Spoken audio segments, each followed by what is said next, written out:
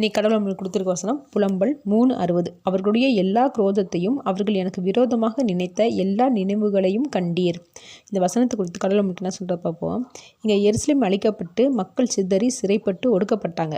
எதனால்? எருசலேமில் இருந்த மக்கள் தேவனை விட்டு விலகி போனாங்க. அதனால் தேவன் கோபத்தோடு தண்டிக்கும் போது வேதனை அடைஞ்சாங்க.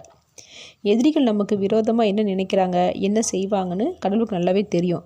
அப்படி இருந்து ஏன் தேவன் எரேமியா புலம்புறதுக்கு உடனே பதில் கொடுக்கல? ஏன்னா எருசலேம் மக்கள் தவறு செய்யும்போது தேவன் எச்சரிக்கை கொடுக்க தான் செஞ்சார். அது காதில் வாங்காமல் அலட்சியம் பண்ணினாங்க. தேவனும் மனம் திரும்புவான்னு காத்துட்டு இருந்தார்.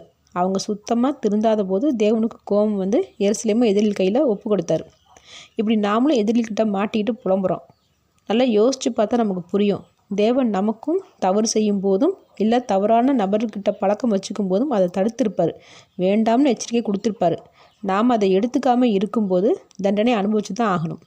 ஆனால் கடைசியில் தேவன் மனுஷர்களை மன்னிச்சார். எருசலேமை திரும்ப கட்டினாங்க. அப்போது தேவன் எச்சரிக்கை கொடுக்கும்போது அதை காது கொடுத்து வாங்கணும், அதன்படி நடக்கணும். அப்படி நடக்கும்போது நம்ம எதிரிக்கிட்ட இருந்து தப்பித்து கொள்ளும்படியாக தேவன் நம்மளை பாதுகாப்பார். ஆமேன்.